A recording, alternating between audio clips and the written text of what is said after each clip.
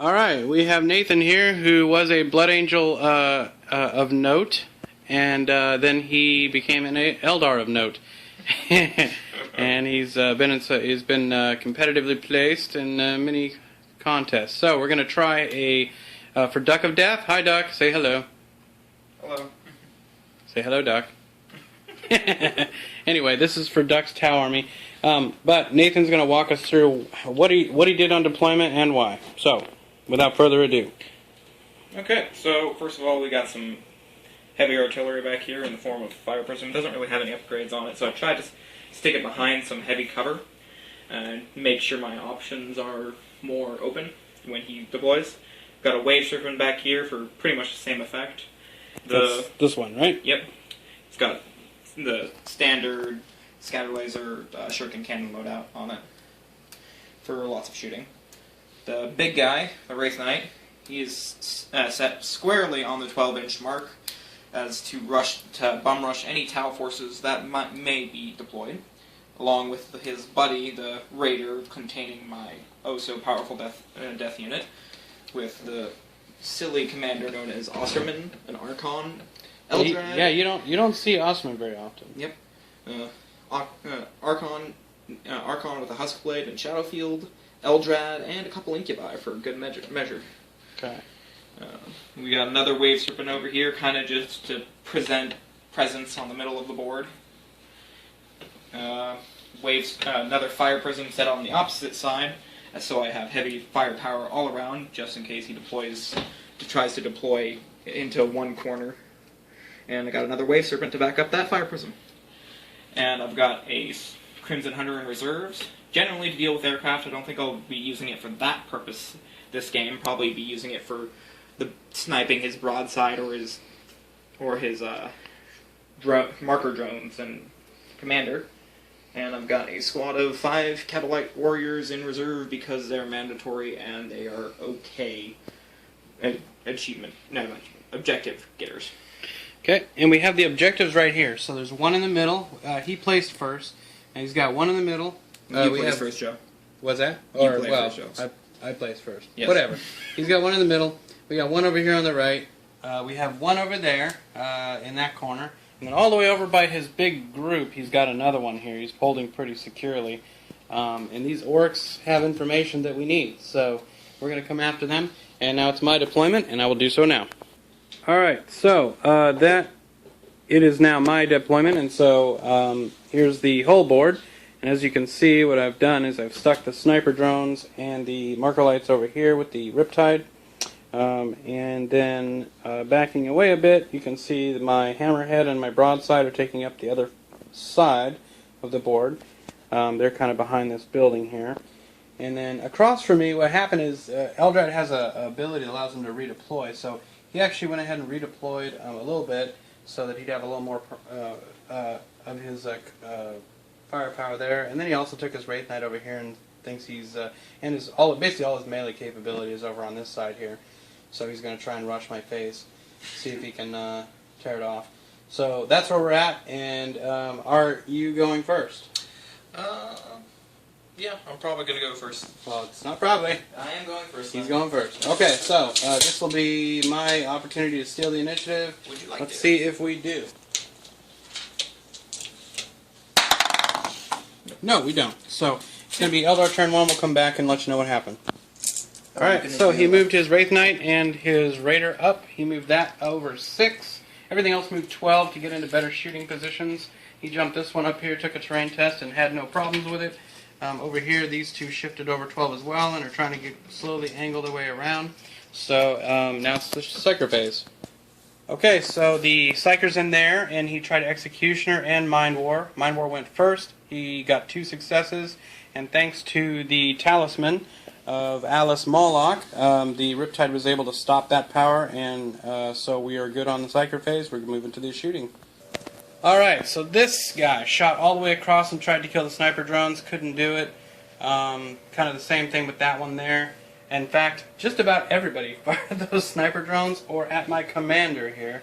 The net result of all of that was that he killed 2 drones. Didn't I cause a wound to the Riptide with the big Wraith cannons? Nope. Oh, right, because you have a 5-up. Yeah, Yeah, he made the stealth Invul save. Yeah. So the cover save. So this guy did take a shot from the big cannons, but managed to survive it thanks to this guy moving up and blocking me off. So at this time, it is going to go to my bottom of 1, and I already have fists in my face. So I'm gonna do something about that. Alright, well there was a prism. Now there is not a prism. The broadside shot it from downtown. He didn't have to jink because he already had cover, but nonetheless failed it, and we punched a hole in it the size of Mount St. Helens. This guy took a pot shot right down that railgun, down at that wave serpent down yonder. Meanwhile, these guys hopped over and shot up this raider, which got extraordinarily lucky. It only took 2 hull points, and it lost its lance, but big deal. And so now we have to do it the hard way. So we're going to the assault phase. 2 a.m. Okay, so this raider took my Riptide's charge and left. So at the end of the turn, problems. So that's what's happening now. And here's trouble. So it looks like the Wraith Knight has jumped up here. He kind of moved his almost dead raider into that ruin so that he could get them out close enough to try in the assaults. He's put Osterman right here at the front so that he can tank the wounds from the Riptide's overwatch when it comes time for it. And now we are heading to the shooting phase after some shifting. He shifted this over. That one's in my side arc of the hammerhead, so he's kind of planning to shoot that. And then the guy on the hill didn't move, and the guy over on the right side, way over there, I don't know if you can see him, but he's at the end of those barricades. He's going to try and take out the broadside, who's kind of hiding behind that building over there unsuccessfully at this point. Yep. Alright, so this wave serpent over here wanted to have a little toxy-woxy with my broadside. He killed 2 of the drones with all of his massive amount of shooting, but could not break him. Meanwhile, as you can see, that I am now stunned on this, and it has 2 hull points down there. That was thanks to the combined efforts of this guy, who is in the middle of the board here, and then panning over, we see the guy way on the left side there. So both of them contributed to those hull points. Over here, the shooting was pretty much non-consequential, but the big guy did get a wound on the Riptide. Didn't make a whole lot of difference in the eventual outcome here, but at least it's something to report. Also, his Psyker phase went off, and he did Fortune, and that was it, I guess. Fortune and I failed Doom. Right. Okay, nothing unpredictable here. The Asterman led, Archon led, Klavex led. Your Elfway guy, they all jumped out and killed the commander, basically. Very anticlimactic. Well, yeah. That's the main thing I want to kill with some marker drones. I guess so. But I already had first blood, so I don't care. And then this raider here with 2, hull points, obviously still there. Here he charged into me. He caused 2 wounds, so I'm now up to 3 wounds, as you can see. And he made his leadership, so he's standing fast even against the incomprehensible odds of fighting that monster right there. He did a wound though, so he attacked and actually did a wound. So it was not a complete loss, and we're going to go to my reserves.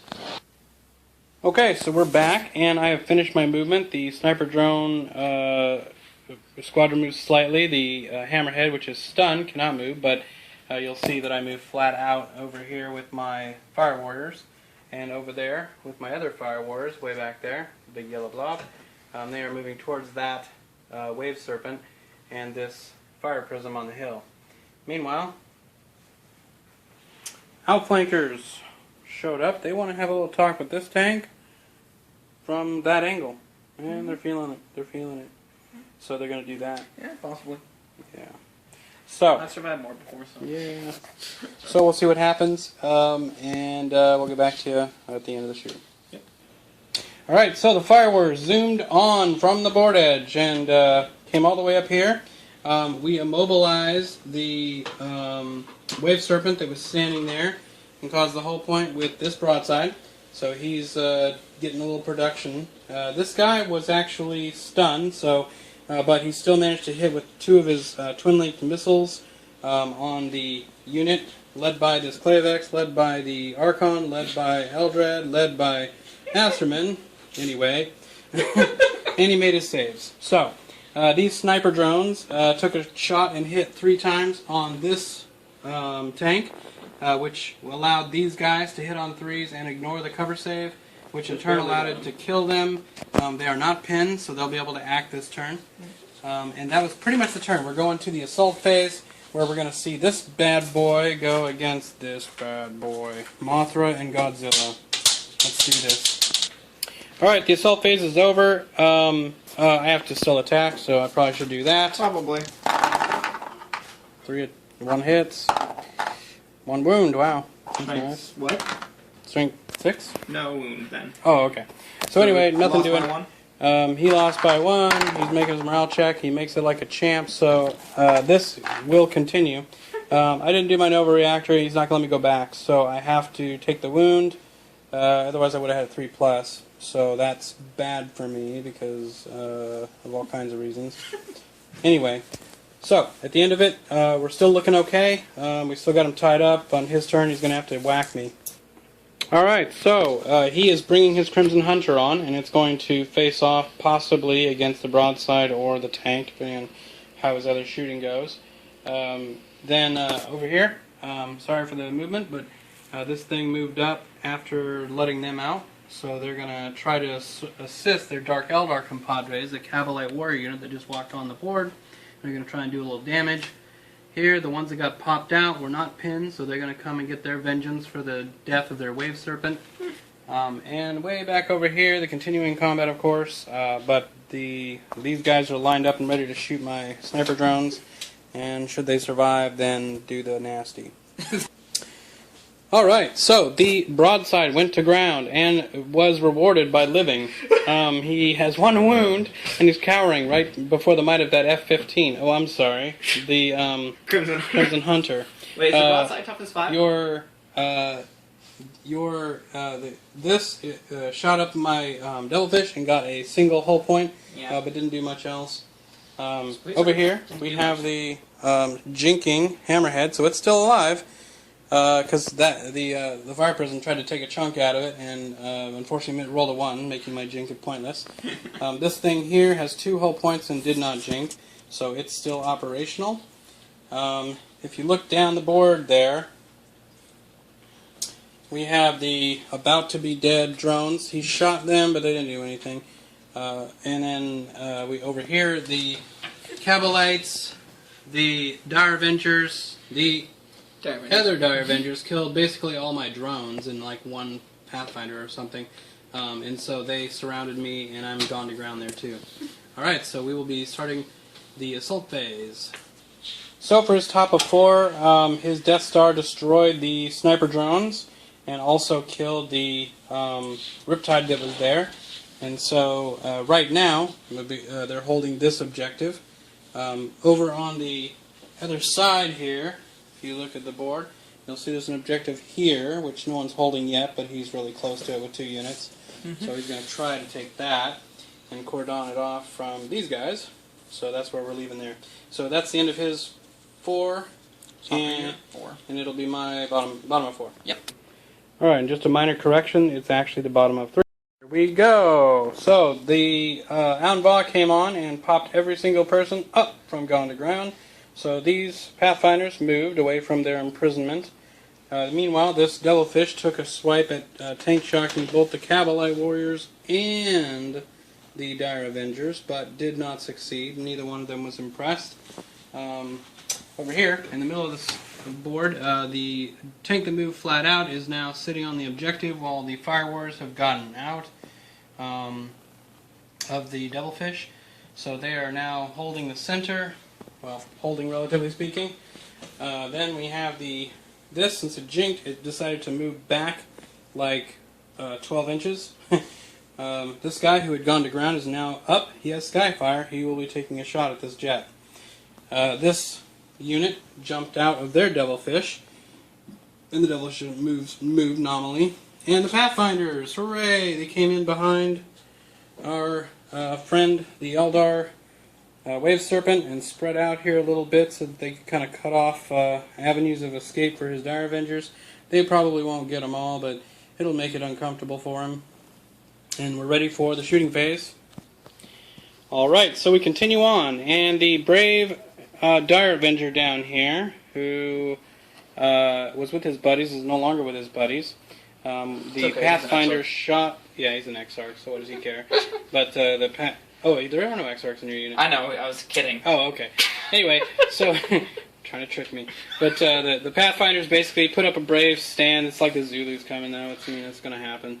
Especially so since they get rage next turn. Yeah. The Devil Fist killed one of those guys there, so that was cool. Then over here, we just ran the Fire Warriors that were behind the towers in the middle, so they just ran 4 inches. The Devilfish had no actual targets. On this end, we took, since he could only snap fire anyway, the Hammerhead took shots at the Crimson Hunter, whose belly is exposed to us at the moment, and did actually hit with the missile, but couldn't close the deal. The broadside, however, did do damage. He did 2 hull points to him and blew off a Bright Lance.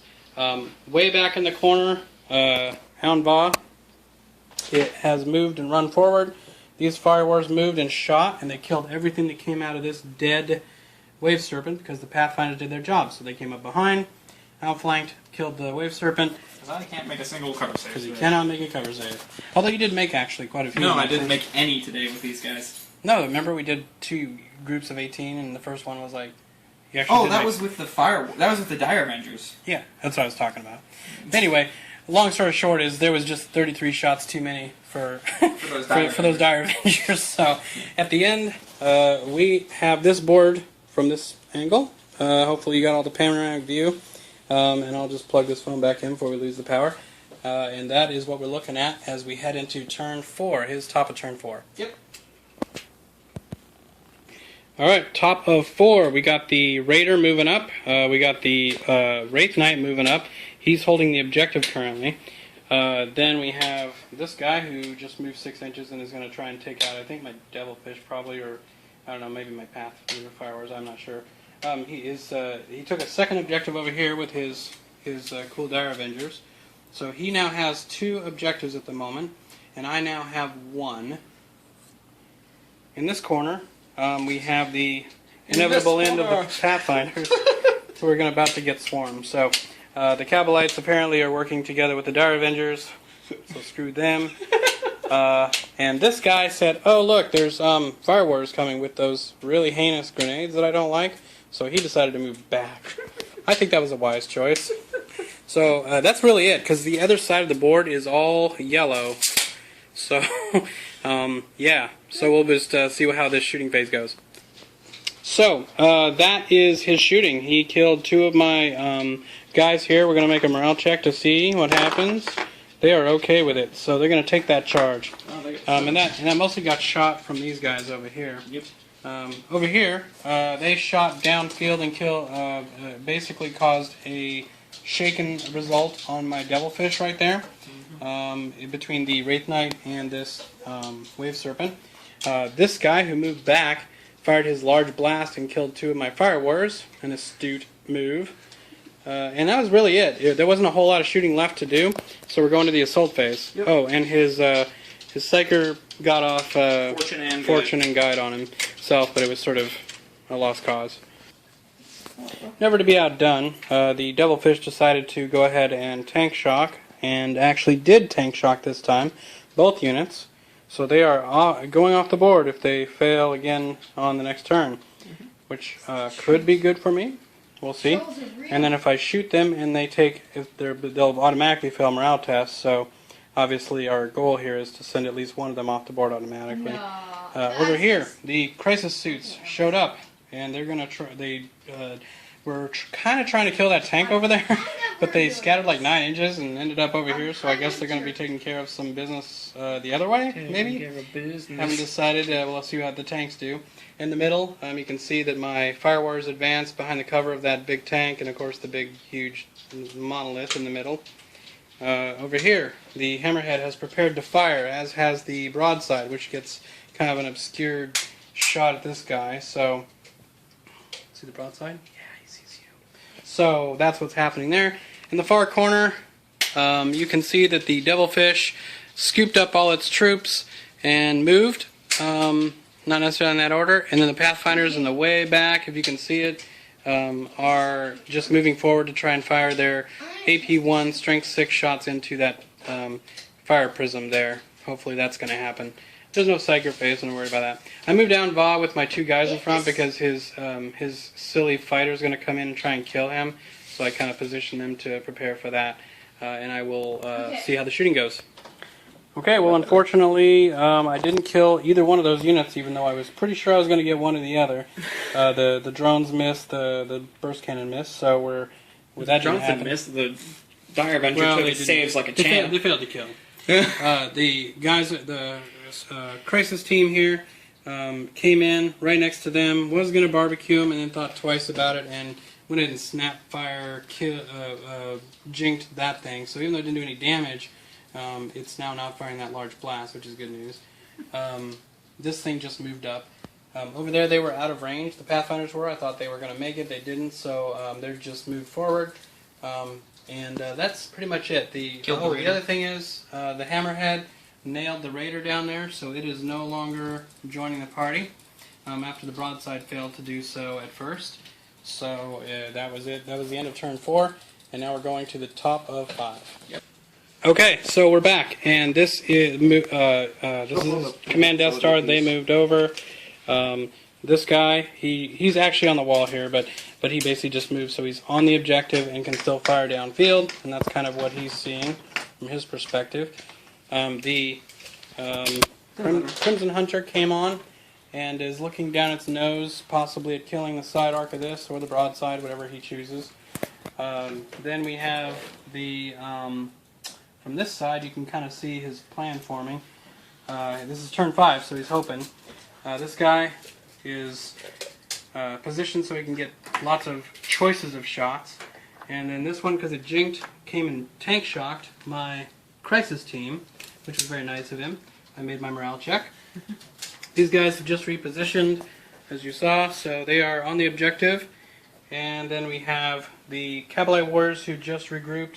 And this guy, apparently they're 9 even without an anOrk, so you know, because Eldar. So that is happening, and they will shoot my Pride. Alright, so we're going to go to the shooting phase. Alright, and the Crimson Hunter came in and did its grisly work. The broadside is now officially down and not skyfiring him to death, so that's good for him. Meanwhile, over here, not so good. The Fire Warriors took it in the face from this one serpent, killed like 5 of those dudes, and that was not even on. That was like on probably subpar rolling. So I mean, he could have gotten at least 2 more probably if he'd gone to average. So, but they failed their morale they failed their pinning test, made it because of Aun'Va. Then they failed their morale test to break and made it because of Aun'Va. So it's ridiculous that they can reroll any pretty leadership awesome. at any range. The tank shock didn't knock me off, like we said, and that's pretty much where we're at. Yep. And it's the bottom of 5. So Top here we of go. 5. Yeah, Not top of 5. So at the top of 5, with him, he's got this one objective here. And 2. He's got this objective here. And meanwhile, I have this objective way over here. You can't see it because the tank's right next to it, kind of, but it's standing right there. So it's 2-1 his advantage, and I'll see if I can try and get a victory. Okay, and as a side note, he did decide after considering it to charge with the Dire Avengers because obviously they're a scoring unit, and he wanted to kind of take them out in melee where they're weak, but they got him on the Overwatch. Alright, so right here, we took this objective here. We'll do our jump moves, but I guess we don't really have to. It's already within 3, so whatever. But we'll do a jump move here in a second. This is a morale check for you, just to see if the Cabalites stick around. Oh, that's right. So the Cabalites took it from this tank and took, like, I think 2 wounds, but it wasn't enough to do anything cool. Over here, we killed the Prism that was sitting right there by the Devilfish and was kind of threatening everything. Back there, we tried to shoot in the back with that Devilfish over there. He disembarked his buddies behind, and they shot and killed the Crimson Hunter with just their normal carbines. And I got 3 shots in with the Pathfinders back there, which did finish the prison that was standing there. So like they just took 3 shots from downtown, only 1 hit, but it was enough to get the last hull point. So as we leave it, I have 3 objectives. He has 1. And we'll see if there's another turn. Yep. So we'll pull right here. There is another turn, so here we go. He shot me and caused enough wounds to force a morale check, but they did hold their ground. Over here, he tried to charge the Devilfish after he basically ran off my Fire Warriors. He missed it by like an inch. And this guy basically missed his shot, so... He hit, but he made the check, so... And then it'll be my bottom of 6. Bam! Okay, so, quick last round. He came around, tried to shoot this guy in the butt. That guy tried to kill him and charged him. They should be in base now. Kind of speed hammered that. Regardless, he did contest that at the end, so that is a contested objective. He's got this, so we can't do anything about that. We've got 3 different troops over here on the objective in the center, so I've got that one and the one over the hill. So at the end of the game, we had, yeah. It's really Aun'Va that made this army happen. Because without him, it would have failed so many leadership checks that he wouldn't have had anything left at the end of the game. Yeah, it's ridiculous that you get a army-wide reroll. Right, but yet, so well, until he's dead. So right, so the bottom line is that we did pull it out, which was good news. And we were only able to take 2-to-1 objectives, but we also got Linebreaker. He got Linebreaker. I had First Blood, and that's it. So that's the end of the battle report. Thanks for listening. Oh, one last note on that. We did also kill 2 heavy supports. Mm-hmm. You killed both fire prisms. Okay. Yeah. And you killed 2 as well, so it was a tie on that. So there you go. All right, well, there was a prism